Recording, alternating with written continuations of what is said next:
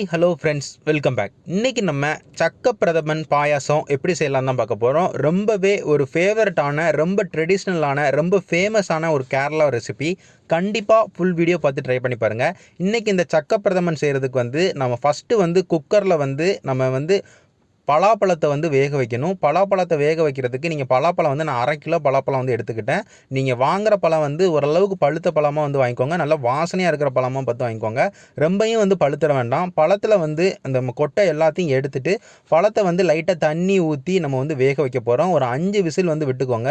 நம்ம ஸ்ட்ரெயிட்டாக கட் பண்ணி இல்லை மிக்சியில் அரைச்சி நம்ம சேர்க்கக்கூடாது. ஆக்சுவல் ப்ரொசீஜர் என்னென்னா, நம்ம முதல்ல பழத்தை நம்ம வேக வைக்கணும் குக்கரில். நம்ம அதுக்காண்டி நம்ம பழத்தில் அந்த கொட்டைகள் எல்லாத்தையுமே நம்ம எடுத்துட்டு ரிமூவ் பண்ணிட்டு பழத்தை மட்டும் லைட்டாக தண்ணி ஊற்றி ஒரு 5 விசில் விட்டு நம்ம வேக விட்டுட்டோம்னா பழம் நம்மளுக்கு நல்லா வெந்துடும். இப்போ வெந்த பழத்தை நம்ம ஒரு பவுலுக்கு மாற்றி வச்சுக்கிட போகிறோம். அந்த தண்ணி எக்ஸஸாக இருக்கும். அந்த தண்ணியை நம்ம பாயாசம் செய்யும் போது பயன்படுத்திக்கலாம். அந்த தண்ணி குக்கரில் இருக்கும். அதையும் ஒரு பவுலுக்கு மாற்றி வச்சுக்கோங்க. இப்போ நம்ம இந்த பழம் எல்லாமே ஆறி முடிச்சக்கப்புறமா நம்ம அதை மிக்சர் ஜாரில் போட்டு அரைக்க போகிறோம். நான் முதலே சொன்ன மாதிரி தான் இதை வேக வச்சு தான் அரைக்கணும். அப்போ தான் நம்ம ஆக்சுவல் டேஸ்ட் பார்க்க முடியும். நம்ம ஸ்ட்ரெயிட்டாக நல்லா பழுத்திருக்குன்னு சொல்லி நம்ம அரைச்சிடக்கூடாது. நம்ம வேக வச்சுட்டு ஆறுனக்கப்புறமா அதை இந்த மாதிரி நல்லா பேஸ்ட் மாதிரி அரைச்சி முடிச்சக்கப்புறமா இதை அப்படியே நம்ம ஒரு பவுலுக்கு நம்ம மாற்றி வச்சுக்கிட போகிறோம். அதுக்கப்புறமா நம்ம பாயசம் செஞ்சால் தான் நம்மளுக்கு ஆக்சுவல் அந்த சக்க பிரதமன் பாயசம் டேஸ்ட் நம்மளுக்கு கண்டிப்பாக கிடைக்கும். 1-2 ஸ்டெப்ஸ் இருக்குது. அதை நம்ம கரெக்டாக நம்ம செஞ்சுட்டானாலே நம்மளுக்கு ஆக்சுவல் டேஸ்ட் அப்படியே கிடைச்சிரும். அதனால் அதை கரெக்டாக நீங்கள் பார்த்துக்கோங்க. இப்போ நம்ம பலாப்பழத்தை அரைச்சி அதை பவுலுக்கு மாற்றியாச்சு.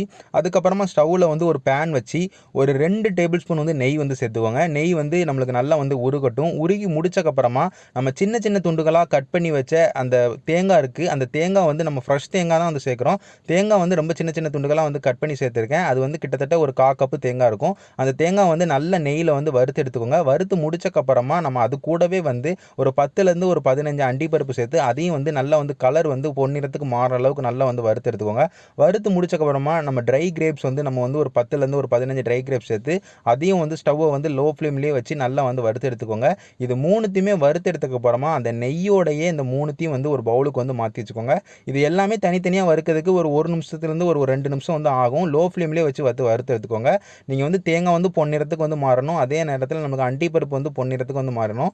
அதுக்கப்புறம் நம்ம கிறிஸ்மஸ் பழத்தையும் வறுத்து எடுத்து இது எல்லாத்தையுமே பவுலுக்கு மாற்றி வச்சிட்டோம். இதை மாற்றி வச்சு முடிச்சக்கப்புறமா இப்போ தேங்காய் பால் எடுக்க போகிறோம். நம்ம இந்த சக்க பிரதமனுக்கு ரொம்பவே ஒரு முக்கியமான ஒரு ஸ்டெப் அப்படின்னா நம்ம இந்த தேங்காய் பால் எடுக்கிறது தான். ஏன்னா தேங்காய் பால் எடுக்கும் போது நம்ம 3 ஸ்டெப்பை எடுக்க போகிறோம்.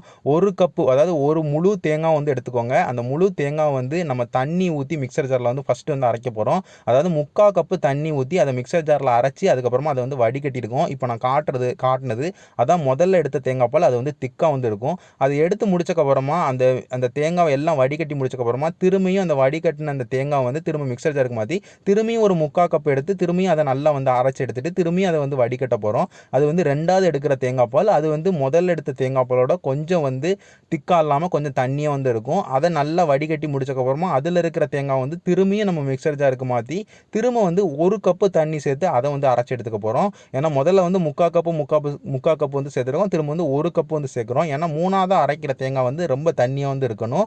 நம்மளுக்கு தண்ணியாக தான் இருக்கும். ஏன்னா 2 தடவை நம்ம தேங்காய் பால் எடுத்ததுலேயே நம்மளுக்கு அந்த தேங்காய் பால் நல்லா திக்கானது போய் இப்போ ரொம்ப தண்ணியாக தான் கிடைக்கும். 3 தடவை தேங்காய் பால் எடுக்கணும். முதல் தடவை ரொம்ப திக்காக இருக்கணும். 2வது தடவை அதோட கொஞ்சம் லைட்டாக இருக்கணும்.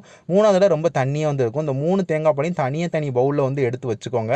இப்போ நம்ம பாயாசம் செய்ய ஆரம்பிச்சிடலாம். அதுக்கு ஸ்டவ்வில் கடாய் எடுத்து வச்சுட்டு நம்ம முதல்ல நம்ம இந்த வேக வைக்கிறதுக்கு, அதாவது நம்ம பலாப்பழத்தை வேக வச்சு மீதி தண்ணி இருக்கும்ல, அந்த தண்ணியை முதல்ல சேர்த்துக்கோங்க. சேர்த்தக்கப்புறமா நம்ம மிக்சியில் அரைச்சி வச்ச பழத்தையும் சேர்த்துட்டு இது 2த்தையுமே ஸ்டவ்வை லோ ஃப்ளேமில் வச்சு கிண்டி விட்டுக்கிட்டே இருங்க. இது 2மே நல்லா சேர்ந்து நல்லா கட்டியாக ஆரம்பிக்கும். நல்லா கட்டியாக ஆரம்பிச்சக்கப்புறமா நம்ம அடுத்து தேங்காய் பால் சேர்க்குற மாதிரி இருக்கும்.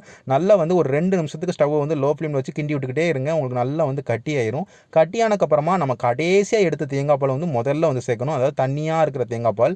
அந்த தேங்காய் பாலை சேர்த்து அதையும் நல்லா மிக்ஸ் பண்ணி விட்டுக்கோங்க. ஸ்டவ் ஓரளவுக்கு லோ மீடியம் ஃப்ளேம்லேயே இருக்கட்டும். நீங்கள் ஸ்டவ்வை ஹை ஃப்ளேமுக்கோ இல்லை ரொம்ப லோ ஃப்ளேமுக்கோ போயிட வேண்டாம். நீங்கள் லோ மீடியம் ஃப்ளேமில் வச்சு திரும்ப கிண்டி விட ஆரம்பிங்க. நம்மளுக்கு திக்க ஆரம்பிக்கும். இந்த தேங்காய் பால் நம்மளுக்கு சேர்த்துருக்க அந்த பாயசத்தோட நல்லா திக்க ஆரம்பிக்கும். திக்காக ஆரம்பிச்சக்கப்புறமா நெய் 1 டேபிள் ஸ்பூன் சேர்க்கணும். நெய் 1 டேபிள் ஸ்பூன் சேர்த்து அதையும் நல்லா கிண்டி விடுங்க.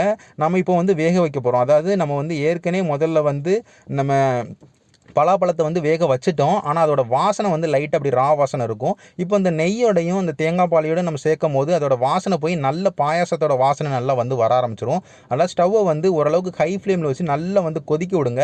எவ்வளோ நேரம் கொதிக்க விடணும்னா நல்லா வந்து நம்மளுக்கு பாயாசம் திக்காகணும். அந்த அளவுக்கு வந்து நம்ம கொதிக்க விடணும். அதனால் ஸ்டவ்வை வந்து ஹை ஃப்ளேம் வச்சுட்டு ஒரு 3 நிமிஷத்துலேருந்து ஒரு 4 நிமிஷத்துக்கு கொதிக்க விட்டிங்கன்னா நம்மளுக்கு பாயாசம் வந்து நல்லா வந்து திக்காக ஆரம்பிச்சிடும். திக்காக ஆரம்பிச்சக்கப்புறமா நம்ம வந்து இனிப்பு சேர்க்குற மாதிரி இருக்கும். நம்ம சக்க பிரதமருக்கு ரொம்பவே முக்கியமான ஒரு விஷயம் இப்போ சேர்க்கணும் அப்படின்னு பார்த்தீங்கன்னா நீங்கள் ஜாகரி தான் வந்து சேர்க்கணும். நீங்கள் வந்து நாட்டு சர்க்கரையோ அதே நேரத்தில் நீங்கள் வந்து சீனியோ அதெல்லாம் சேர்க்கக்கூடாது. நம்ம அந்த கலரையும் கொண்டு வரணும், அதே நேரத்தில் அந்த டேஸ்ட்டையும் கொண்டு வரணும்னா நம்ம வந்து ஜாகரி மட்டும்தான் வந்து சேர்க்கணும். சேர்த்து நீங்கள் வந்து 120 கிராம் வந்து நான் ஜாகரி சேர்த்துருக்கேன். அரை கிலோ வந்து நம்ம அரைச்சி நம்ம சேர்க்கும் போது நம்மளுக்கு 120 கிராம் சேர்த்தாலே கரெக்டாக இருக்கும். பத்தலைனா திரும்ப வந்து சேர்த்துக்கலாம். ஜாகரி சேர்த்து நல்லா வந்து கிண்டி விட்டுக்கோங்க. கிண்டி முடிச்சக்கப்புறமா நம்ம ரெண்டாவதாக எடுத்த தேங்காய் பாலை வந்து நம்ம சேர்க்குறோம். ரெண்டாவதாக எடுத்த தேங்காய் பாலை சேர்த்து நல்லா வந்து கிண்டி விட்றோம். கிண்டி முடிச்சக்கப்புறமா உடனே வந்து நீங்கள் வந்து நெய் வந்து சேர்த்துடணும். நெய் வந்து 1 டேபிள் ஸ்பூன் வந்து சேர்த்துக்கிறோம். இதோட ப்ரொசீஜர் நீங்கள் எல்லாமே பார்த்தீங்கன்னா நம்ம வந்து முதல்ல வந்து தண்ணி சேர்த்துருக்கோம். அது கூட நம்ம வந்து அரைச்சி வச்ச நம்ம வந்து பலாப்பழத்தை சேர்த்துருக்கோம். அது கூட வந்து நம்ம தேங்காய் பழம் சேர்த்துருக்கோம். தேங்காய் பழம் சேர்த்து முடிச்சக்கப்புறம் நெய்யை சேர்த்துருக்கோம். அது திக்காக வச்சுருக்கோம். அது திக்காக ஆரம்பிச்சக்கப்புறமா திரும்ப வந்து தேங்காய் பழம் வந்து சேர்க்குறோம். அது கூட ஜாங்கிரி வந்து சேர்க்குறோம். திரும்ப நெய் வந்து சேர்க்குறோம். திரும்ப நெய் சேர்த்து திரும்பியும் ஸ்டவ்வை வந்து ஓரளவுக்கு ஹை ஃப்ளேமில் வச்சு கொதிக்க விட போகிறோம். இது வந்து நல்லா வந்து திக்காகணும். திக்காகி முடிச்சக்கப்புறமா திரும்பியும் வந்து தேங்காய் பால் கடைசியாக முதல்ல எடுத்து தேங்காய் பாலை சேர்ப்போம். அதுக்கப்புறமா வந்து நம்ம நெய்யை சேர்ப்போம். திரும்ப கிண்டி முடிப்போம். இவ்வளோ தான். ரொம்ப சிம்பிள் ப்ராசஸ். ஆனால் ரொம்ப நேரம் பண்ணுற மாதிரி இருக்கும். இப்போ வந்து நான் நெய் சேர்த்து ரெண்டாவது தேங்காய் பால் சேர்த்து நெய் சேர்த்து கிண்டி விட்டுக்கிட்டே இருந்திருக்கேன் ஸ்டவ் ஹை ஃப்ளேமில் வச்சு. நல்லா வந்து எனக்கு கட்டி ஆகணும். நல்லா வந்து கட்டி ஆக ஆரம்பிக்குது. இந்த அளவுக்கு ஓரளவுக்கு கட்டியாக ஆரம்பிச்சக்கப்புறம் நம்ம பொடிகள் கார்டமன் பொடி, அதாவது ஏலக்காய் பொடி, அதே நேரத்தில் இப்போ முக்கியமான ஒரு பொடி இஞ்சி பொடி வந்து சேர்க்கணும். அது வந்து மறந்துடாதீங்க. நீங்கள் பக்கத்தில் கடைகளில் வாங்கி கூட சேர்த்துக்கோங்க. இஞ்சி பொடி சேர்த்தா தான் அந்த வாசனை வந்து ஒரு மாதிரி மாறும். அதே நேரத்தில் டேஸ்ட்டும் லைட்டாக மாறும். அது வந்து இது கண்டிப்பாக வந்து கொண்டு வரும். இஞ்சி பொடி வந்து சேர்த்துக்கோங்க. அதுக்கப்புறமா நம்ம உப்பு வந்து லைட்டாக அதாவது அந்த இனிப்பு வந்து தூக்கி காட்டுறதுக்காண்டி உப்பு வந்து சேர்த்துருக்கோம். அதுக்கப்புறம் முதல்ல நம்ம வந்து வறுத்து வச்சு அந்த நட்ஸ் எல்லாத்தையுமே வந்து சேர்த்துக்கிட்டோம்.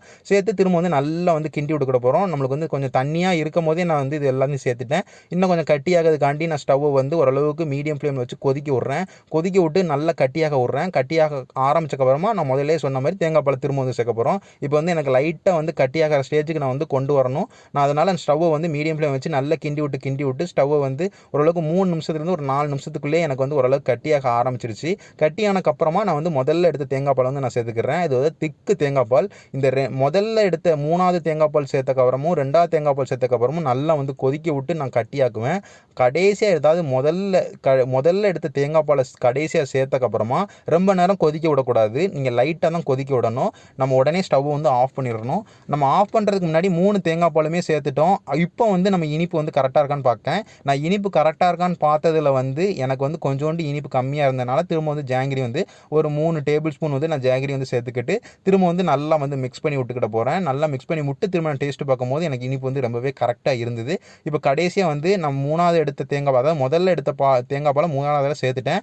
சேர்த்து முடிச்சக்கப்புறமா நான் முதல்ல சொன்ன மாதிரி நான் நெய்யும் வந்து சேர்த்துக்கிட்டேன். 1 டேபிள் ஸ்பூன் நெய் சேர்த்து நல்லா வந்து கிண்டி விட்டுக்கிட்டேன். இதை நம்ம ரொம்ப நேரம் கொதிக்க விடக்கூடாதுன்னு இருக்கேன். அதனால் ஸ்டவ்வை வந்து லோ ஃப்ளேமில் வச்சுட்டு ஒரு நிமிஷத்துலேருந்து ஒரு 2 நிமிஷத்துக்கு மட்டும் லைட்டாக மட்டும் கொதிக்க விடுங்க. கொதிக்க விட்டக்கப்புறமா நம்ம ஸ்டவ்வை ஆஃப் பண்ணிட்டனாலே நம்மளுக்கு இந்த சக்க பிரதமன் பாயாசம் ரொம்பவே சூப்பராக வந்து ரெடி ஆயிரும். ஈஸியான ப்ராசஸ். ஆனால் ரொம்ப நேரம் பண்ணுற மாதிரி இருக்கும். நம்ம 3 தடவை தேங்காய் பால் எடுக்கணும், 3 தடவை நெய் வந்து சேர்க்கணும்.